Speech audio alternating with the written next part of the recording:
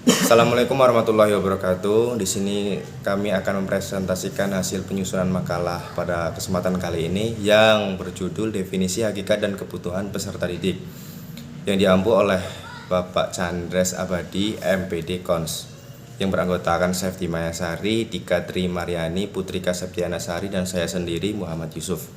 Oke, materi yang pertama akan disampaikan oleh saya sendiri. A. Pengertian pertumbuhan dan perkembangan. Pertumbuhan dapat didefinisikan sebagai peningkatan dalam ukuran fisik atau pertumbuhan yang secara signifikan terlihat pada materi sesuatu sebagai akibat dari rangsangan atau stimulus dari lingkungan sekitar. Perkembangan didefinisikan sebagai kemajuan menuju kedewasaan. Pertumbuhan secara kuantitatif berarti perubahan yang pada jumlah besar dan luas yang bersifat konkret mengacu pada perubahan. Pembesaran atau pembahan seperti dari kecil menjadi besar, dari pendek menjadi panjang merupakan manifestasi dan perubahan. Begitu hanya dalam peristiwa dari sempit menjadi luas dan sebagainya. Untuk materi selanjutnya akan dijelaskan oleh teman saya. Baik, di sini saya akan menjelaskan beberapa faktor yang mempengaruhi perkembangan. Yang pertama yaitu adanya faktor dari dalam individu, dan yang kedua yaitu faktor dari luar individu, dan yang ketiga adanya faktor umum. Faktor dari dalam individu merupakan faktor yang bersumber dari dalam individu masing-masing, dan yang kedua yaitu faktor yang berasal dari luar individu, seperti adanya perbedaan makanan, iklim, ekonomi, ras, dan budaya. Dan yang ketiga yaitu faktor umum. Faktor umum merupakan faktor gabungan antara faktor individu luar dan faktor individu itu sendiri.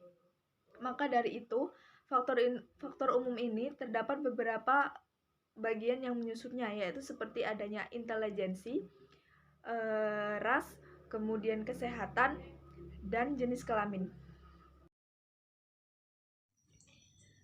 Pengertian PBD rentang kehidupan manusia. Rentang kehidupan manusia atau lifespan development yaitu mulai dari usia kandungan infansi, bayi, remaja, dewasa, dan lansia sampai alam barkah yaitu meninggal dunia.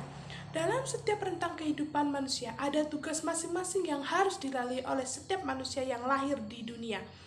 Dalam setiap tugas perkembangan atau text development harus berkembang sesuai dengan masa dan usia, tidak boleh terlewatkan. Kalau terlewatkan akan terjadi misdevelopment, yaitu sulit untuk dirubah dan dididik kembali.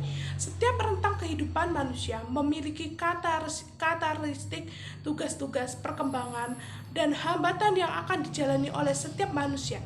Setiap manusia harus memiliki kesinambungan dalam menjalankan tugas-tugas perkembangan. Tidak boleh ada yang misdevelopment. Baiklah, di sini saya akan melanjutkan materi yang telah disampaikan oleh teman saya, yaitu manfaat-manfaat mempelajari perkembangan peserta didik bagi calon pendidik. Yang pertama, dapat menciptakan ruang kelas yang tepat bagi para peserta didik. Dengan guru memahami konsep perkembangan peserta didik, guru akan melihat karakter peserta didik, sehingga dalam pembelajaran dapat memilih suasana pembelajaran yang tepat untuk diaplikasikan di ruang kelas. Yang kedua, dapat memberikan metode yang menarik dan bervariasi. Dalam pembelajaran diperlukan variasi metode dan model pembelajaran agar peserta didik tidak merasa bosan.